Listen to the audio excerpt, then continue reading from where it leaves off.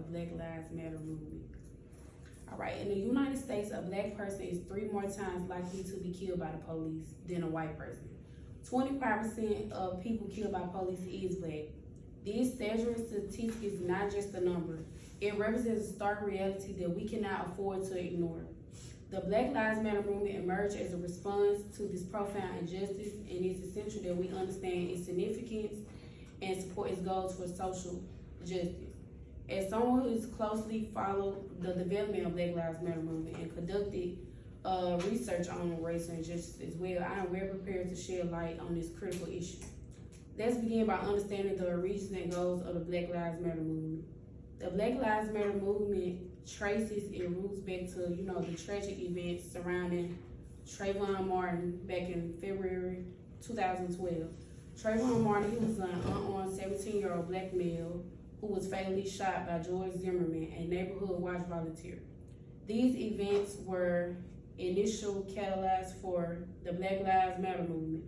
The Black Lives Matter movement has several overreaching goals that are aimed at addressing the racial inequality, the police reform, and the injustice in the society. The movement advocates for police reform by demanding greater accountability and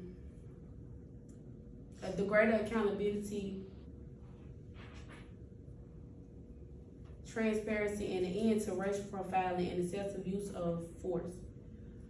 All right. Now that we understand the reasons and goals of the Black Lives Matter movement, let's delve into the problem of racial injustice in our society. Racial injustice in the United States takes various forms, affecting the lives of Black Americans in numerous ways. The Black Lives Matter movement has made significant strides in raising awareness and driving positive change in society. The impact of Black Lives Matter extends beyond protests. Okay, and I have a video too on the Black Lives Matter. When 17-year-old Trayvon Martin died at the hands of George Zimmerman in 2012, protests sprung up around the country, demanding everything from changes to Florida's stand your ground laws to gun control. When do our children get to just be children? But one of the protests, Black Lives Matter, quickly took on a life of its own. The phrase Black Lives Matter was first coined in 2013 by 3 African-American women in response to George Zimmerman's acquittal. But the term didn't gain widespread use until August 9, 2014, when Michael Brown was shot and killed by a white police officer in Ferguson, Missouri. Protesters swarmed the city, holding signs that read, "Black Lives Matter." The overwhelming police response to the protests kept the slogan in the news for days. While Ferguson began to calm down, the combination of social media, ubiquitous video cameras, and the recurrence of African-American deaths at the hands of police meant that it was only a matter of time before Black Lives Matter reappeared. On behalf of all New Yorkers, I want to offer my deepest condolences to the family and loved ones of Eric Garner. 4 months later, when a police officer was acquitted in the death of Eric Garner, an unarmed African-American man in Staten Island who was choked to death on camera, Black Lives Matter was everywhere. Justice for Eric Garner! Justice for Eric Garner! In the days after Garner's death, rallies were held in 5 cities, with protesters calling themselves part of the Black Lives Matter movement. Almost a year later in Baltimore, Freddie Gray, a 25-year-old African-American man, was chased by police and later found in the back of a police van with 80% of his spine severed.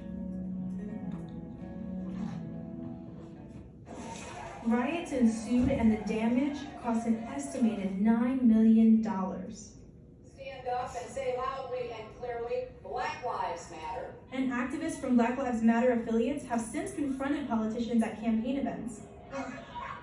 We're gonna let you on the mic. We're gonna give you the mic. Black Lives Matter! Black Lives Matter! The online movement has taken on a life of its own. And unlike a lot of hashtag activism, the Black Lives Matter banner has generated a sustained rallying cry for change and real-world results. When the University of Missouri came under fire for failing to address persistent complaints about racism on campus, Black Lives Matter contributed to protests that toppled the school's president. Nobody is free until all of us are free. That's the end goal. The movement has generated some backlash, but the core argument that African Americans aren't treated equally is backed up by statistics that show that black men are killed by police at a higher rate than white men. Until those numbers change, the Black Lives Matter movement isn't likely to go away anytime soon. NBC News fans, thanks for checking out our YouTube channel. Subscribe by clicking on. All right, the movement has faced criticism and misconceptions, and it's essential to address these concerns with evidence and reasonable argument. In conclusion, as Nelson Mandela wisely said, no one is born hating another person of the color of the skin or his background or his religion. People must learn to hate, and if they can learn to hate, they can be taught to love.